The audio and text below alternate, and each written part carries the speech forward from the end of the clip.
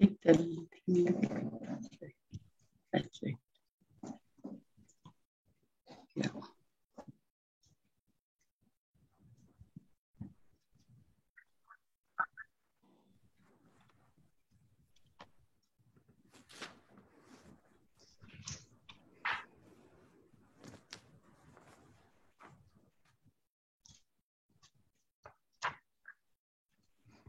A very good evening to one and all. Hearty welcome to the South Asian Online Literary Conference. And now we are having 12th session that was devoted for interviews and conversations. In this, we have two conversations and interviews. One is Walanman Kimi in conversation with Kunzang Choden from Bhutan. The other one was is the Fayaz Hassan in conversation with Professor Manjurul Islam. Now the first one, may I request Kimi in conversation with Kunzang Choden from Bhutan to kindly start.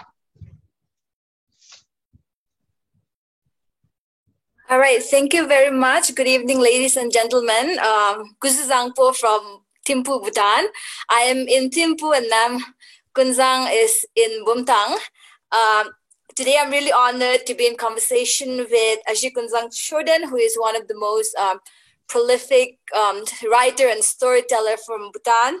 And today we're going to have a conversation about Bhutanese folk tales. And since we do not really have, we just have 15 minutes to have this conversation. So therefore, I think I'm going to start straight away, and we'll start straight away with the conversation. And I'll start off by asking ma'am, why did you decide to talk about Bhutanese folk tales today? Why do you think it's important to talk about Bhutanese, folk tales? So why did you choose this as your topic of conversation today? Kunzang Choden ma'am, kindly unmute the audio. Yeah. Okay. Okay. Thank you, Kimi, and thank you, all of you. Thank you, especially Ajit Ji, for having me on this session. Why did I want to talk about folk tales is because I think folklore has been a topic of the SAARC region in the previous years. And when I looked through the volume of folklore, which was published in 2009, edited by Ajit Kaurji, Bhutan was not mentioned. And I thought it is time that I take this opportunity to talk about the folklore in my country and, make people aware of the fact that, that although there is a universality in folklore around the world, and especially in the region, there is also diversity, which is very much influenced by the environment in which we live. And I think the richness of the collection is if there is a inclusiveness. And I was also encouraged by what Ajit had written in her article, which is Ancient Memories, in the same publication, which is Folklore, the Intangible Cultural Heritage of SAARC Region. It was something that was written in 2009. And I just want to quote something that she said, and I thought this will lay the platform for a discussion. Quote, she says, if something that unites humanity at the deepest level of culture, it is folklore. And I thought that was really something very important because although I write, and Kimi said that I'm a writer, I'm more a storyteller. And for me, the oral form has been very important. And although I write today, I grew up on I grew up in the oral society until I went to school. And what my understanding of my society what my perception of my society has been based in the oral tradition, of course, and that all changed once I went to school and in India, and the dominant culture sort of almost shamed me for being different. And I thought that is important for us to know as an older person. When I went to school in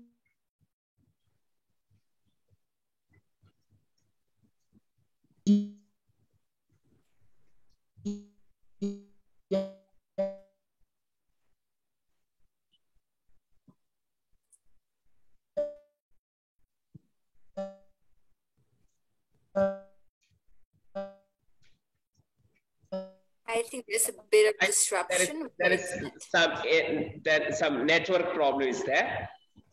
Choden ma'am?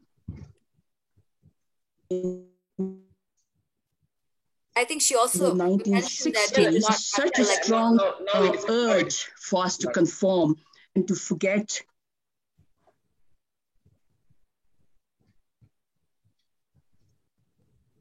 Yeah. Just to let everybody know here that internet today is very poor. And no problem. Kindly carry on. No issue.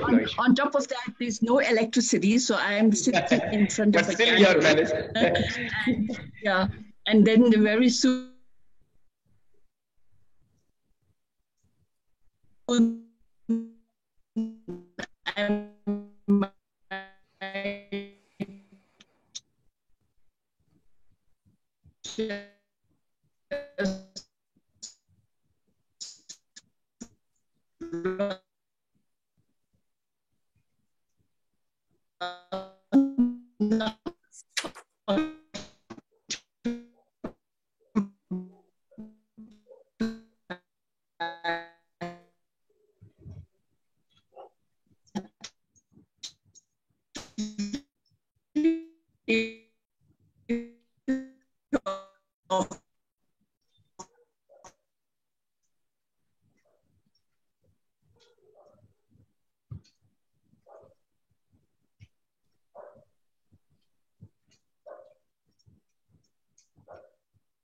I think we lost.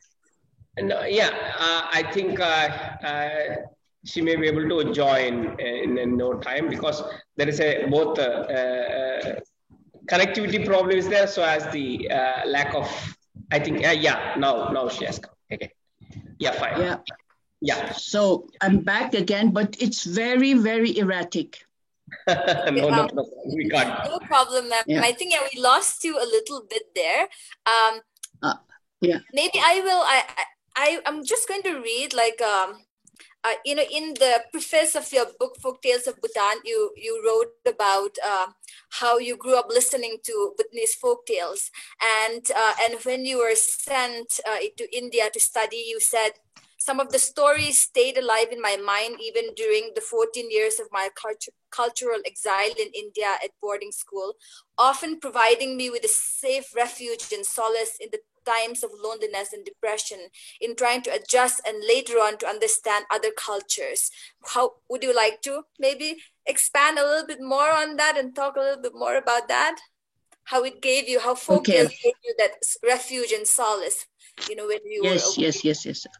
Okay, so I was the first girl from my village to be sent to school in India.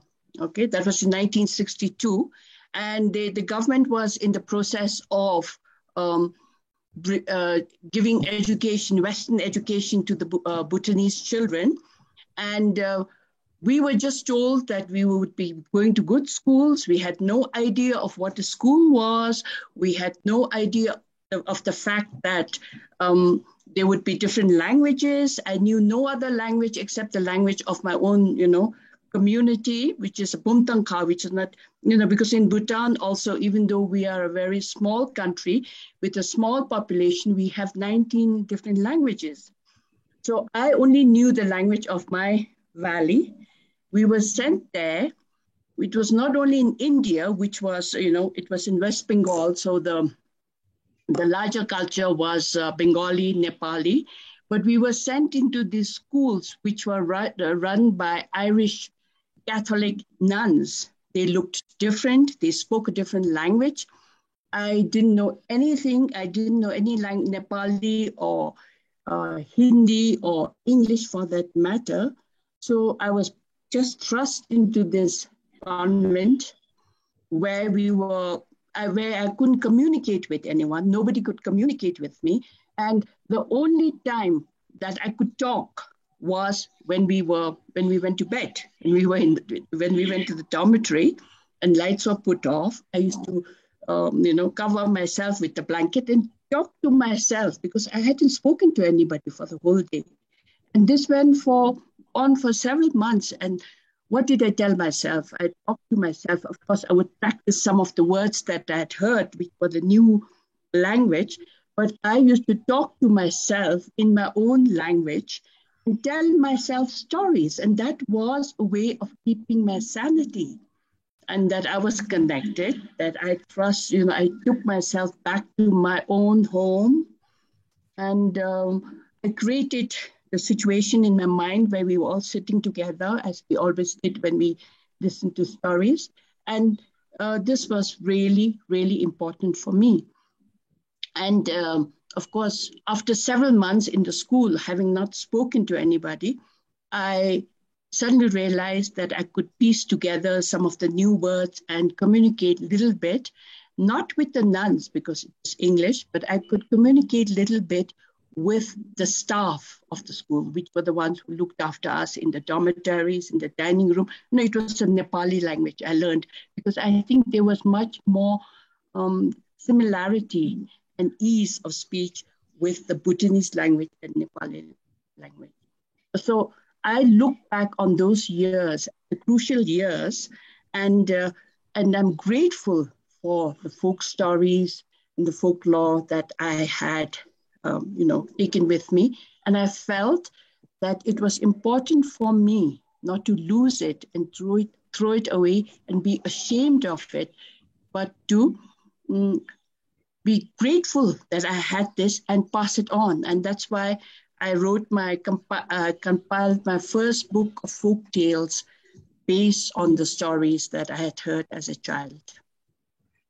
Yeah, that was going to be my next question about, how did you decide to write your book, Folk Tales of Bhutan, as early as 1994? I think you were the first to collect Bhutanese folk tales and compile and publish in English.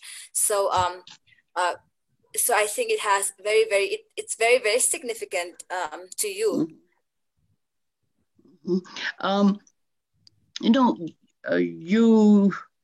You can never really plan your life as, you cannot lay it out and say, this is the path I'm going to take in life. Things just happen.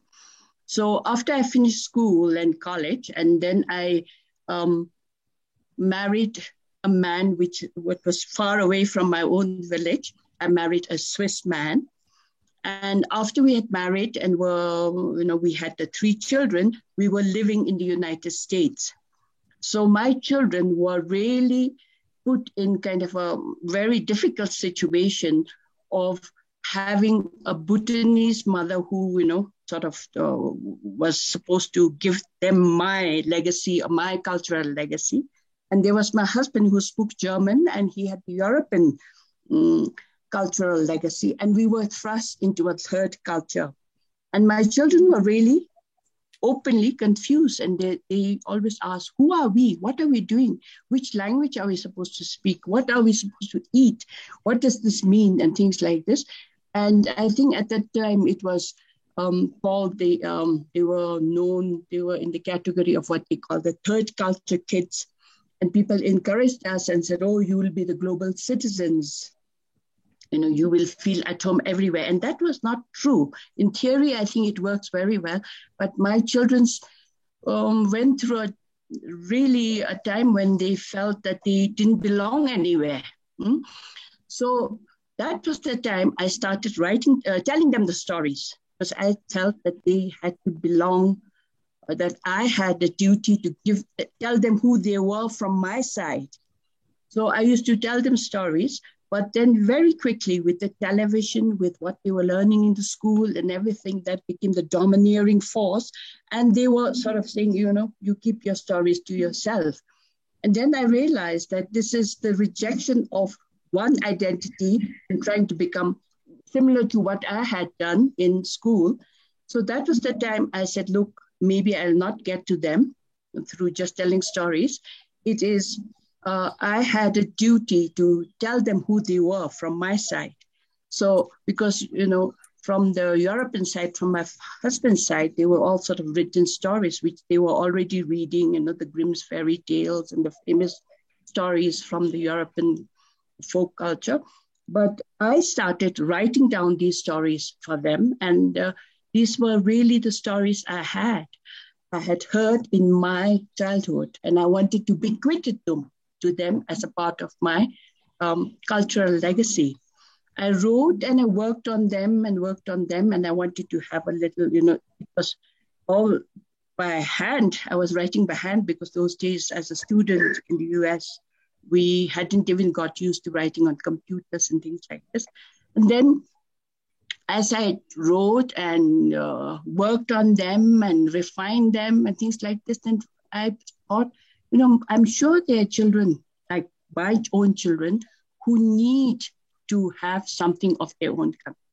So I wrote these stories, I compiled these stories for them and for children similar to them who were torn with different identities and different cultures. And after I'd worked on them, I think I had a collection of 36 stories.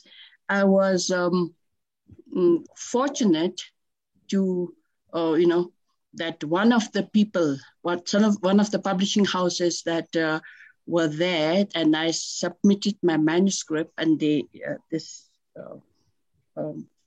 publishing house, which was based in Bangkok, because at that time, by the time I had got my stories and everything in a draft form, we had been transferred to Laos. And so the obvious place was for me to try to publish in Bangkok. And this gentleman from White Lotus in Bangkok, he said, let's give it a try. Okay, and that's how it became a book. And then I had good responses. I had positive, encouraging responses to my book. And then from there, it just one thing led to the other, and I grew more confident, more focused on what I was doing. Sir, you can let us know if we run out of time, so you can give us a warning. Yeah, I think it's already, we are running short of time. Okay. Oh, all right. Yeah. So yeah, you may take 1 more minute if possible. All right. I'm just going to maybe one last question. You started off by talking about, we're aware of the universality of folktales, but you also talked about the diversity. And in your preface, in your book, you said, in the Bhutanese tradition, stories, fables, and legends are not told, but are unraveled and released. Maybe you can explain that. How does that make Bhutanese folktales, different? And what is that trying to say about? Yeah. Yeah, I just felt that when I listen to the folktales, I'm sure there are similarities in other cultures also, but we don't have a word for telling stories. We say releasing the stories, okay? And I always think of, when I think of stories being released, it's almost like something is alive and waiting to come out into our midst. And, we are not, unlike today where children of course, books are okay, but people who are with their digital ways, isolated in a place, just looking at their thing out of the world, we were always sitting around together it creates a very, very different atmosphere.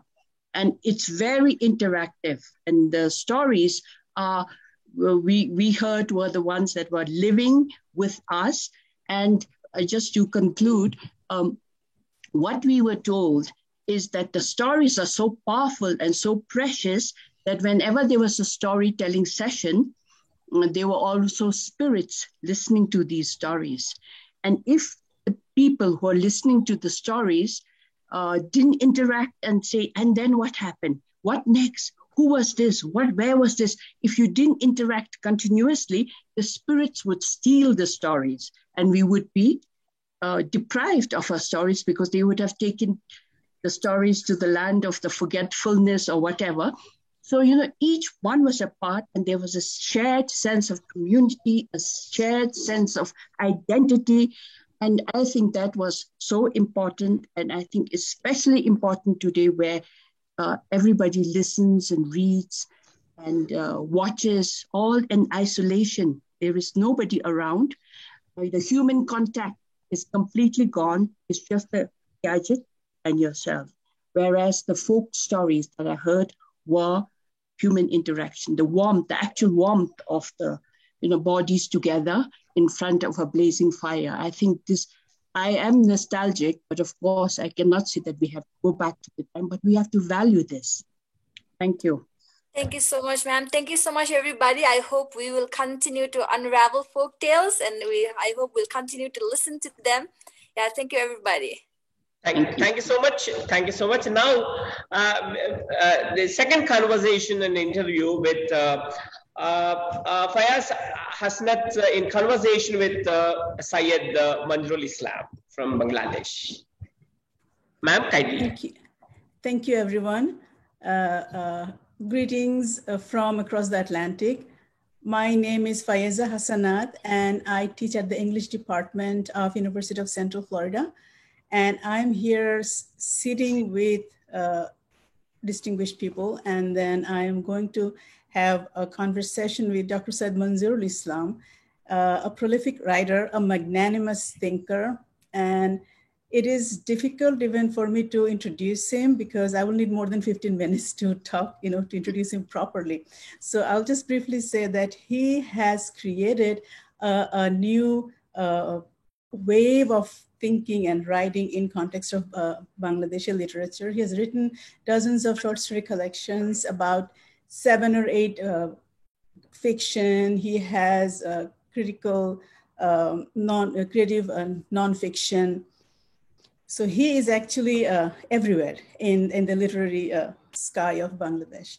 And I'm also very privileged here because I was blessed to have him as my professor at the English department of Dhaka University when I was a student. And then when I joined there, I was working with him as a colleague. So I think to plagiarize Shakespeare, I can say that he taught me literature, and my profit on it is that I know how to question him.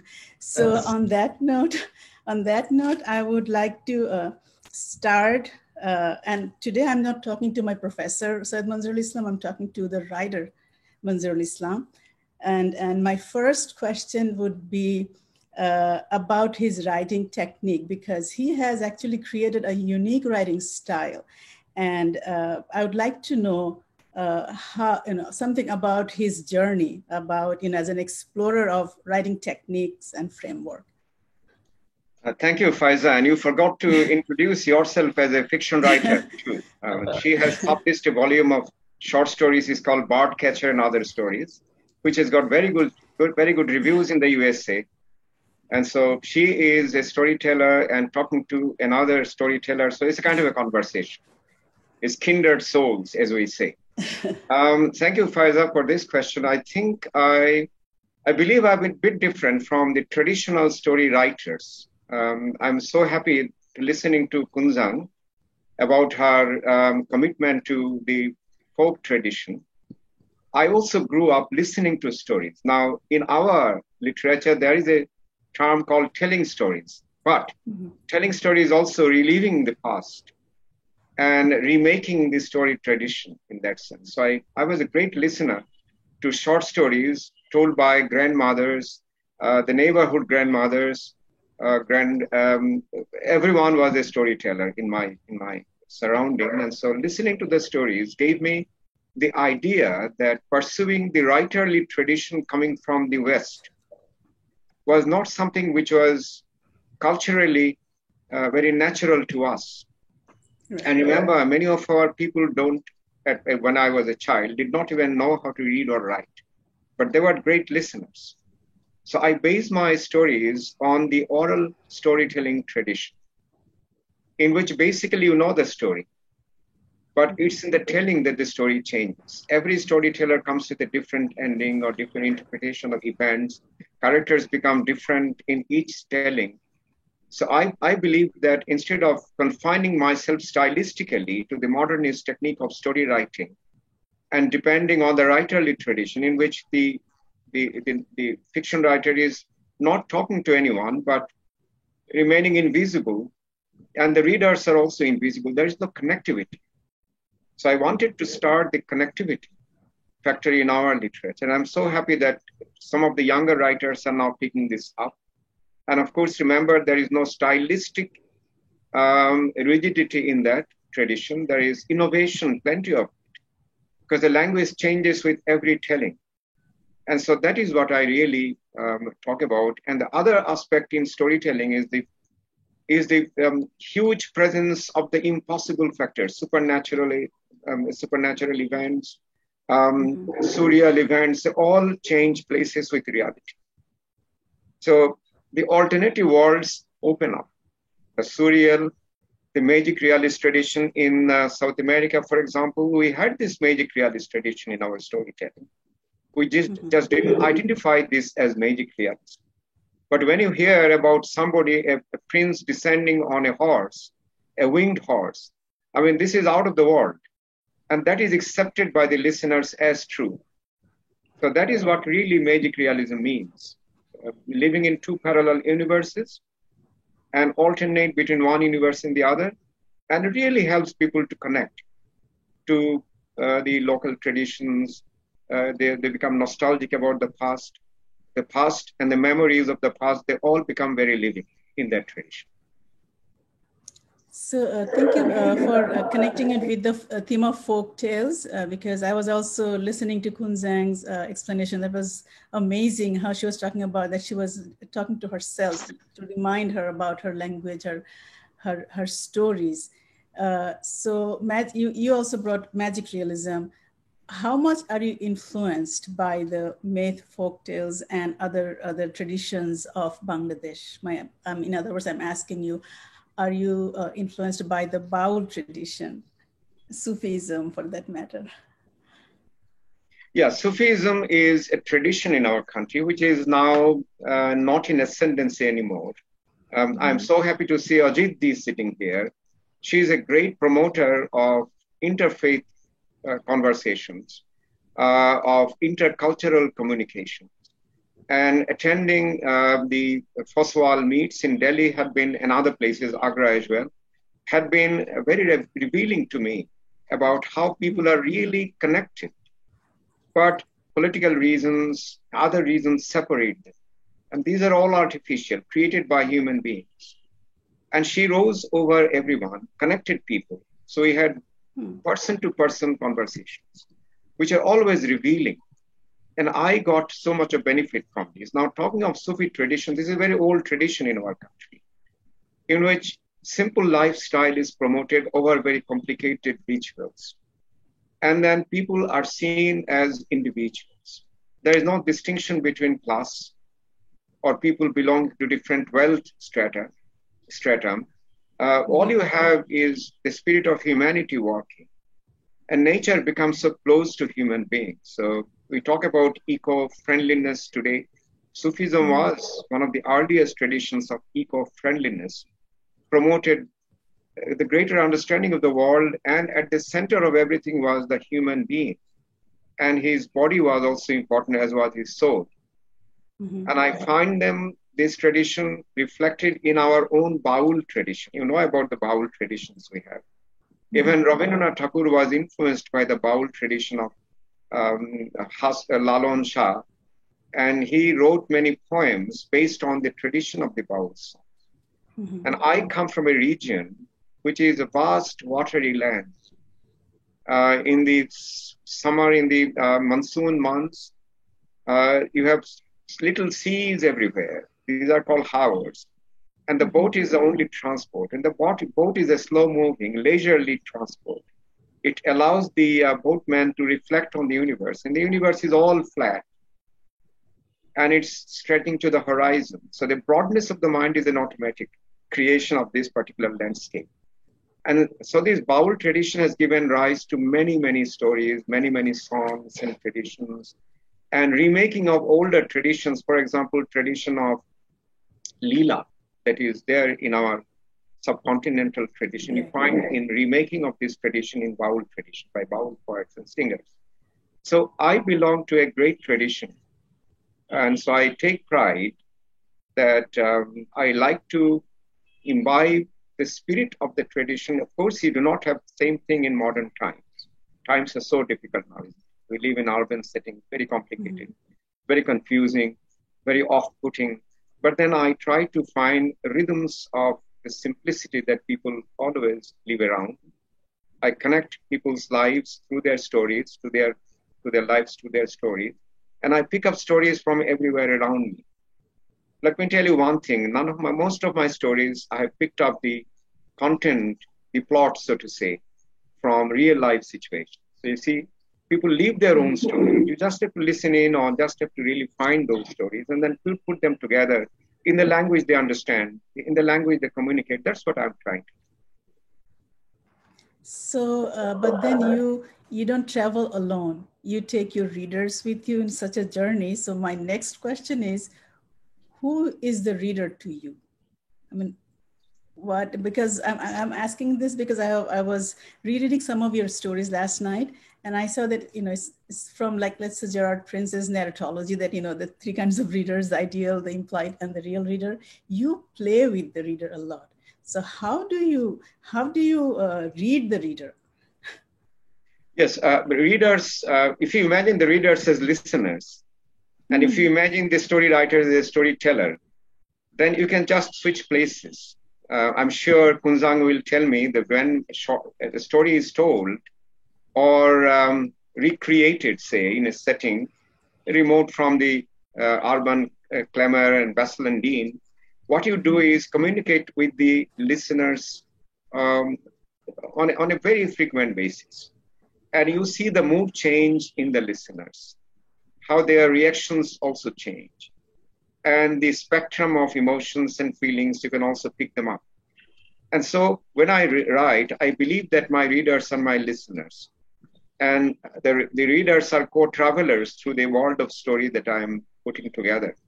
So if you believe in a kind of a co-traveler who is also following your footsteps, you are guiding the reader or the listener. And the listener is also telling you what that person expects from you. It becomes a conversation. So I believe at the heart of all short stories, all well-made short stories of the world, there is a conversation between the writer and the reader. Without a conversation, no short story becomes memorable. You just read and forget. So that is what I try to do in my short stories. I like to connect and keep the connections a living thing and not something one-off. I always like to communicate and then tell my story and see my story being echoed by the readers, because I pick up the stories from their lives, mixed with memories, mixed with the real life, supernatural mixed with natural.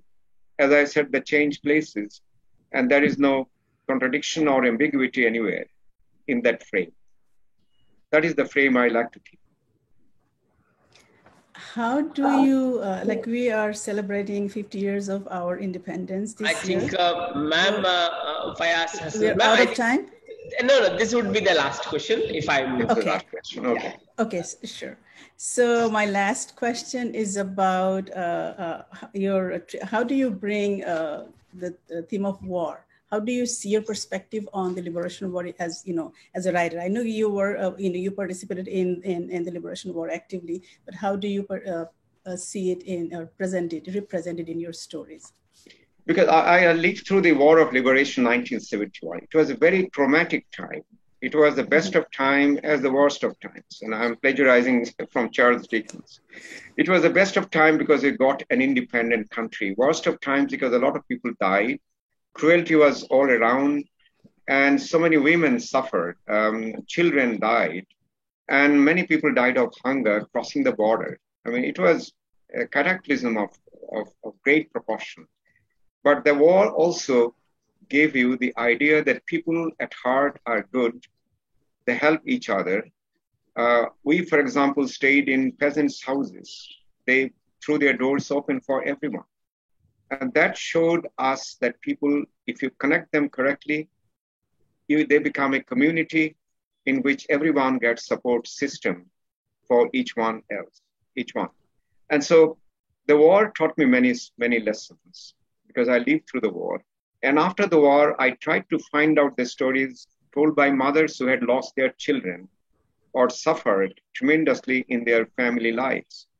And I visited many villages and talked to the mothers. They're the greatest storytellers, even after 14 years or 10 years or 12 years of their loss of children. They remembered everything in vivid detail and did tell us or tell me the stories of their sons going to war. Some of them are very unremarkable in the sense they just went and died in the war. Some of the stories were couched in layers of different elements of stories, like there were supernatural elements in a story, improbable things happening. I just sorted out. And I believe that the stories of 1971 should be read, should be heard by people everywhere in the world, because then they realize that every war is a crime against humanity. And if the people of the world cannot unite for peace, then very soon we shall run everything dry. And then this world would be a wasteland. We do not want the world to become a wasteland. And my stories send a message of heroism of mothers, of their fortitude, of their calm courage, and the great loss they had suffered in their lives. At the end of that, they also expect things positive for their children. So that ray of hope that continues from generation to generation. And today Bangladesh is doing so well because the mothers have built the foundation. And that is the reason I owe it to the mothers to tell their stories. And I have at least 16, 17 stories. Not in actually every one the mother is speaking, but I picked up the story and refashioned it in my own way. But you can live through the stories, and living through the stories is like living through 1971 again.